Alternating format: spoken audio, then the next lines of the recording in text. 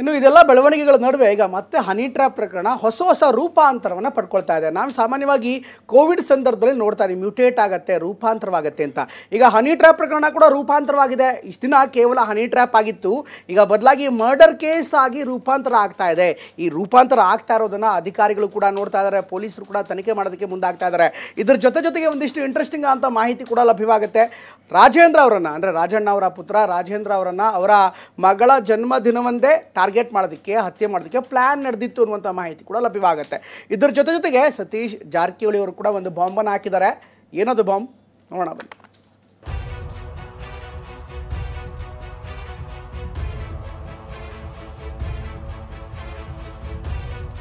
ಅದು ಟೋಟಲ್ ಆಗಿ ಅದು 70 ಲಕ್ಷಕ್ಕೆ ಸುಪಾರಿ ಕೊಡುವಂಥದ್ದು. ಅದು ಮಂತ್ರಿ ಮಗ ನೋಡಿಬೇಕು ಅಂತ ಮಾತು ಬರುತ್ತಲ್ಲಿ. ಸಿಡಿ ಬಂದ್ರೆ ಮಹಾನಾಯಕ, ಹನಿ ಟ್ರ್ಯಾಪ್ ಆದ್ರೆ ಮಹಾನಾಯಕ. ನಾವೆಲ್ಲಿ ಹುಡುಕೋದು. ಸೊ ಪೊಲೀಸರೇ ಮಾಡ್ಲಿ, ತನಿಖೆ ಮಾಡ್ಲಿ. ಯಾಕಂದ್ರೆ ಅಂತಿಮವಾಗಿ ಹೇಳಬೇಕಾದ ಅವರು, ನಾವಲ್ಲ. ಇನ್ವೆಸ್ಟಿಗೇಷನ್ ರೆಫರ್ ಮಾಡಿದ್ದಾರೆ. ಡೆಫಿನೆಟ್ಲಿ ಥರೋ ಎನ್ಕ್ವೈರಿ ಆಗುತ್ತೆ. ತನಿಖೆ ಮಾಡ್ತಾ ಇದ್ದಾರೆ. ತನಿಖೆ ಸಂಪೂರ್ಣ ಆದ್ಮೇಲೆ ಹೇಳ್ತಾರೆ.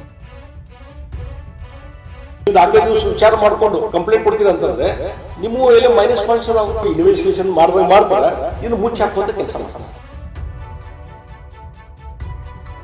ಸಚಿವ ರಾಜಣ್ಣಗೆ ಹನಿ ಟ್ರ್ಯಾಪ್ ಯತ್ನದಲ್ಲೂ ಪ್ರಭಾವಿ ಕೈವಾಡ, ಪುತ್ರನ ಕೊಲೆ ಸಂಚಿನಲ್ಲೂ ಪ್ರಭಾವಿ ನಾಯಕನ ಸಂಚು. ಇದೀಗ ಎರಡೂ ಪ್ರಕರಣವು ಪ್ರಭಾವಿಯೊಬ್ಬ ನಾಯಕನ ಸುತ್ತಲೇ ಸುತ್ತುತ್ತಿದೆ. ನಿನ್ನೆ ತುಮಕೂರು ಎಸ್ಪಿಗೆ ದೂರು ಕೊಟ್ಟಿರುವ ರಾಜಣ್ಣ ಪುತ್ರ ರಾಜೇಂದ್ರ ಗಂಭೀರ ಆರೋಪವನ್ನೇ ಮಾಡಿದ್ದಾರೆ. ಪ್ರಭಾವಿ ರಾಜಕೀಯ ನಾಯಕನ ಕೈವಾಡ ಇರೋ ಬಗ್ಗೆ ಉಲ್ಲೇಖ ಮಾಡಿರೋದು ಸಾಕಷ್ಟು ಚರ್ಚೆ ಹುಟ್ಟು ಹಾಕಿದೆ. ಅದು 70 ಲಕ್ಷಕ್ಕೆ ಸುಪಾರಿ ಕೊಡುವಂಥದ್ದು. ಅದರಲ್ಲಿ 5 ಲಕ್ಷ ಅಡ್ವಾನ್ಸ್ ಬರುತ್ತೆ.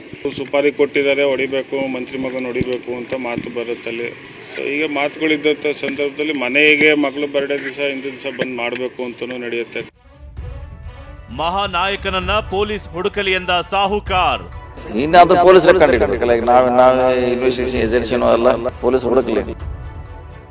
ಕಾಂಗ್ರೆಸ್ ನಾಯಕರೇ ಹೇಳ್ತಿರೋ ಮಹಾನಾಯಕ ಯಾರು? ಹೌದು, ಇದೀಗ ಯಾರದು ಪ್ರಭಾವಿ ರಾಜಕಾರಣಿ ಅನ್ನೋದು ಯಕ್ಷ ಪ್ರಶ್ನೆಯಾಗಿದೆ. ಕಾಂಗ್ರೆಸ್ ಪಕ್ಷದವರ, ಬಿಜೆಪಿ ಪಕ್ಷದವರ ಅನ್ನೋದು ಪ್ರಶ್ನೆ ಹುಟ್ಟು ಹಾಕಿದೆ. ಮಂತ್ರಿ ಮಗನನ್ನ ಹೊಡಿಬೇಕು ಅಂತ ಸುಪಾರಿ ಕೊಡಲಾಗಿದೆ ಅನ್ನೋದು ರಾಜೇಂದ್ರ ಆರೋಪ ಆಗಿದೆ.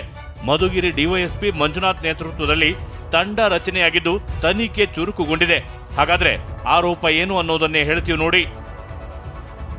ಕೊಲೆಗೆ ಸಂಚಿನ ಬಗ್ಗೆ ಎಂಎಲ್ಸಿ ರಾಜೇಂದ್ರ ನೀಡಿದ್ದ ದೂರಿನ ಮೇಲೆ 5 ವಿರುದ್ಧ ಎಫ್ಐಆರ್ ದಾಖಲು ಮಾಡಲಾಗಿದೆ. A1 ಸೋಮ, A2 Bharat, A3 Amit, A4 goonda, A5 Yathish ಎಂಬುವರ ವಿರುದ್ಧ ಕೇಸ್ ದಾಖಲು ಮಾಡಲಾಗಿದೆ. ಶಿರಾಗೇಟ್ನ ಶೆಡ್ ಒಂದರಲ್ಲಿ ಹತ್ಯೆಗೆ ಸಂಚು ಎಂದು ಉಲ್ಲೇಖ ಮಾಡಲಾಗಿದೆ. ಹೊಸ ಕಾರು, ಅಕ್ರಮ ಶಸ್ತ್ರಾಸ್ತ್ರಗಳನ್ನು ಆರೋಪಿಗಳು ಸಂಗ್ರಹಿಸಿದ್ರು ಅಂತ ದೂರಿನಲ್ಲಿ ಉಲ್ಲೇಖ ಮಾಡಲಾಗಿದೆ. ಇದಿಷ್ಟೇ ಅಲ್ಲ, ಉನ್ನತ ಮಟ್ಟದ ರಾಜಕಾರಣಿಗಳ ಕೈವಾಡ ಇರುವ ಬಗ್ಗೆಯೂ ಉಲ್ಲೇಖ ಮಾಡಲಾಗಿದೆ. ರಾಜೇಂದ್ರ ಅವರಿಗೆ ಸಿಕ್ಕ ಆಡಿಯೋದಲ್ಲಿ ಸಂಚು ರೂಪಿಸಿರುವ ಬಗ್ಗೆ ಮಾಹಿತಿ ಸಿಕ್ಕಿದೆ. ಸೂಕ್ತ ತನಿಖೆ, ರಕ್ಷಣೆ ಕೊಡುವಂತೆ ಎಂಎಲ್ಸಿ ರಾಜೇಂದ್ರ ಮನವಿ ಮಾಡಿದ್ದಾರೆ. ಇನ್ನು ಹತ್ಯೆಗೆ 70 ಲಕ್ಷಕ್ಕೆ ಡೀಲ್, 5 ಲಕ್ಷ ಮುಂಗಡ ಪಡೆದ ಬಗ್ಗೆ ಉಲ್ಲೇಖ ಮಾಡಲಾಗಿದೆ. ಆರೋಪಿಗಳ ಪ್ಲಾನ್ ಏನಿತ್ತು ಅಂದ್ರೆ ರಾಜೇಂದ್ರ ಅವರ ಮಗಳ ಜನ್ಮದಿನವೇ ಹತ್ಯೆ ಮಾಡೋಕೆ ಸಂಚು ರೂಪಿಸಿದ್ರು. ಸಮಯ, ಸಂದರ್ಭ ಕಾರಣದಿಂದಾಗಿ ಹತ್ಯೆ ಮಾಡೋಕೆ ಆಗಿರ್ಲಿಲ್ಲ. ಹೀಗಾಗಿ ಮುಂದೊಂದು ದಿನ ಹತ್ಯೆ ಮಾಡೋಕೆ ಸ್ಕೆಚ್ ಹಾಕಿದ್ರು.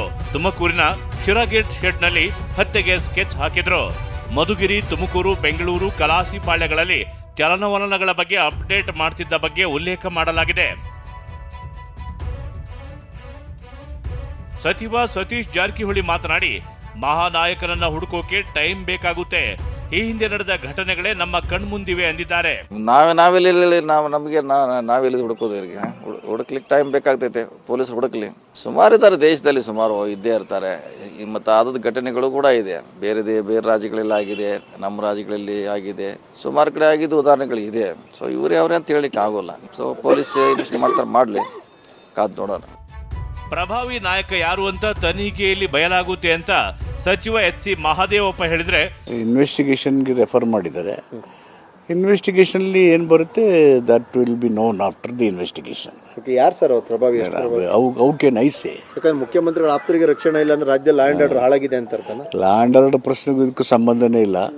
Law and order is very well maintained in the state. ಹೆಸರು ಮುಚ್ಚಿ ಹಾಕುವ ಕೆಲಸ ಆಗ್ತಿದೆ ಎಂದ ಜಗದೀಶ್ ಶೆಟ್ಟರ್.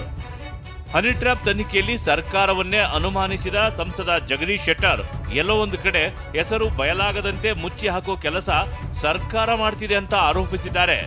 ನೀವು ಕಂಪ್ಲೇಂಟ್ ಮಾಡಿಲ್ಲ ಅಂದ್ರೆ ನಿಮ್ದಲ್ಲಿ ಏನೋ ಒಂದು ವೀಕ್ನೆಸ್ ಅದ ಅಂತ ಅರ್ಥ ಆಗ್ತದೆ. ನೀವು 4-5 ದಿವಸ ವಿಚಾರ ಮಾಡಿಕೊಂಡು ಕಂಪ್ಲೇಂಟ್ ಕೊಡ್ತೀರ ಅಂತಂದ್ರೆ ನಿಮ್ಮ ಎಲ್ಲ ಮೈನಸ್ ಪಾಯಿಂಟ್ಸ್ ಅದಾವು.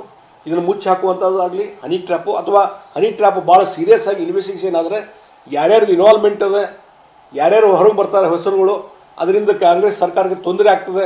ನ್ಯಾಷನಲ್ ಲೆವೆಲಲ್ಲಿ ಡಿಬೇಟ್ ಆಯ್ತಿದ್ದು. ಆ ಹಿನ್ನೆಲೆಯಲ್ಲಿ ಇದು ಹನಿ ಟ್ರ್ಯಾಪದ್ದು ಏನದ ಇನ್ರೋಡ್ಸ್ ಹೋದರೆ ಬಹುಶಃ ಈ ಸರ್ಕಾರಕ್ಕೆ ತೊಂದರೆ ಆಗ್ತದೆ. ಅದಕ್ಕೆ ಅವರು ಇನ್ವೆಸ್ಟಿಗೇಷನ್ ಮಾಡ್ತಾರೆ, ಇನ್ನು ಮುಚ್ಚಿ ಹಾಕುವಂಥ ಕೆಲಸ ಮಾಡ್ತಾರೆ. ಇದೇನು ಯಾವುದೂ ಕೇಸ್ ಹೊರಗೆ ಬರೋದೇ ಇಲ್ಲ, ತಿಳ್ಕೊಂಡ್ಬಿಟ್ಟು.